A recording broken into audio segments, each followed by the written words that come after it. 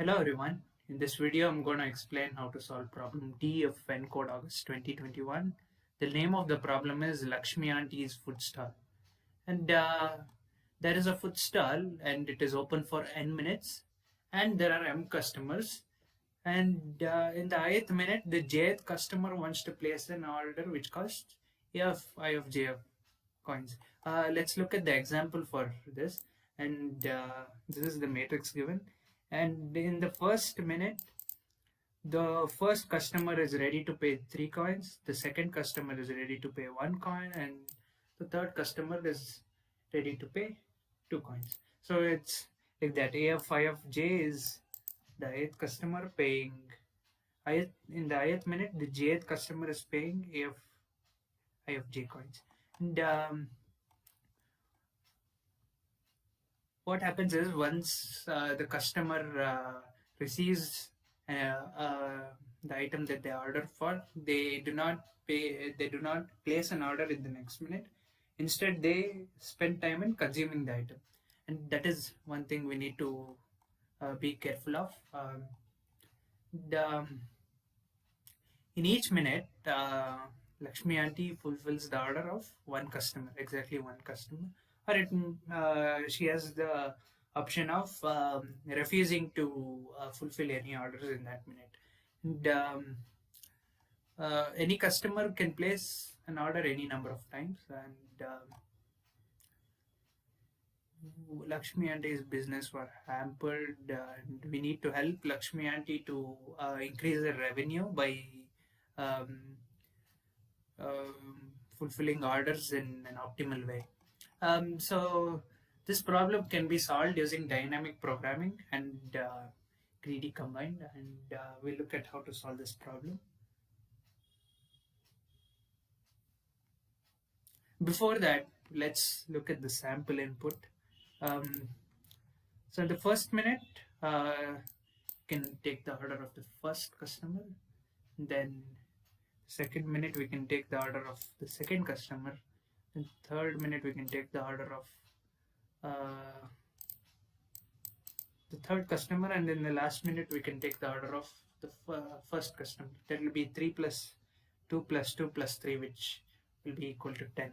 And that's not the only possible combination. There are different combinations as well. Okay, so with the explanation done, we'll look at how to solve the problem using dynamic programming. We'll take the example in the sample input itself. Take 3 1 2 3 2 1 3 2 3 2 1. Take that example. 3 1 2 3 2 1 3 1 2 and 3 2 1. And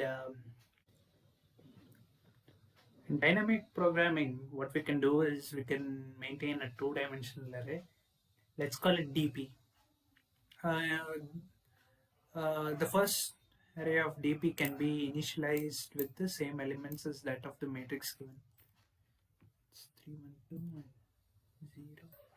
So this 0 which is there here, it's a really important part of the problem because it is used in the special case wherein m is 1. So I'll come back to that later. Before that, we'll get to solve the remaining part of the problem. The general case wherein n is greater than 1 and m is greater than 1.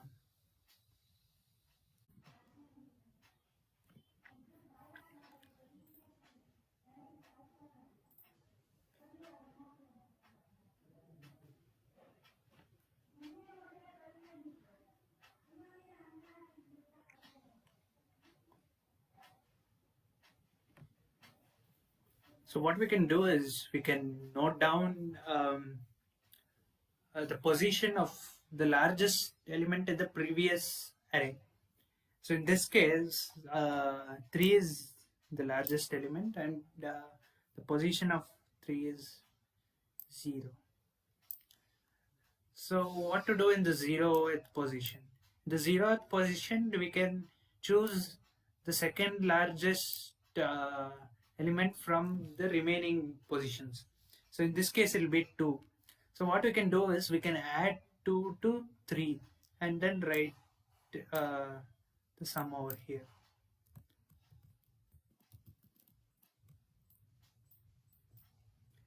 So in other words, it is like choosing 2 from the first minute and choosing 3 from the first minute. So sum will become 5. And for the remaining positions, what we can do is we can add the largest uh, element from the previous array. And 3 plus 2 will be 5, 3 plus 1 will be 4. And here we, yeah, this array. So in this array, what we need to store is the largest sum from the previous array. In that case, it will be 3. So yeah, like I said before, we are not considering any orders in that minute. And let's move on to the next minute. In the next minute, we look at we follow the same approach and greedily find the largest element. In this case, it's 5, and the position of 5 is 0, and we add this second largest element, which is 5. So since it's 5, we can add it to this. So 5 plus 3 is 8. Then for the remaining elements, we add the first 5. So it will be, the array will look like this: 5, 6, 7. And here we need to do the same thing. Note down the largest element of the previous array. And in the last minute, we follow the same approach again.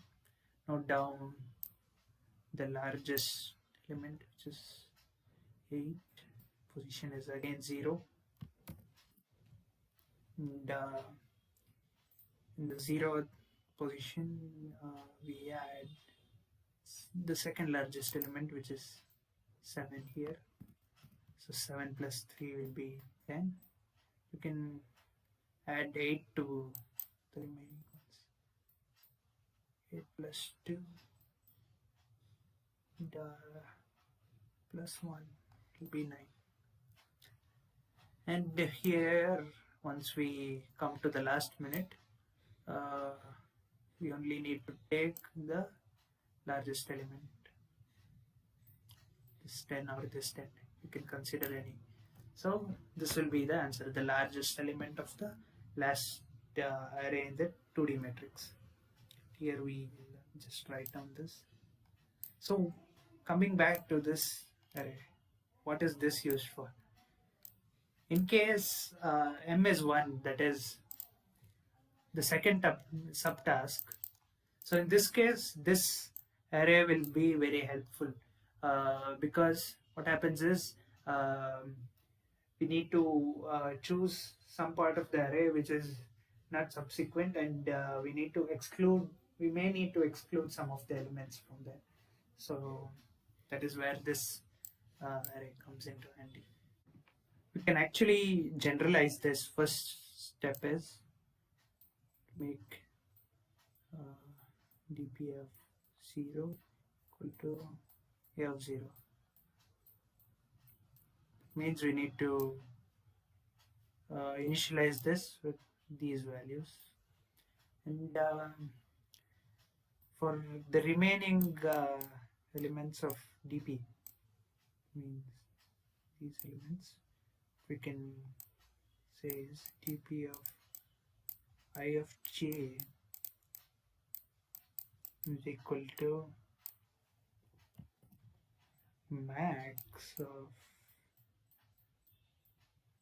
dp of I minus 1 plus a of I of j. So this is the general formula, and this is only for um, those positions which does not uh, match with the largest position of the previous array.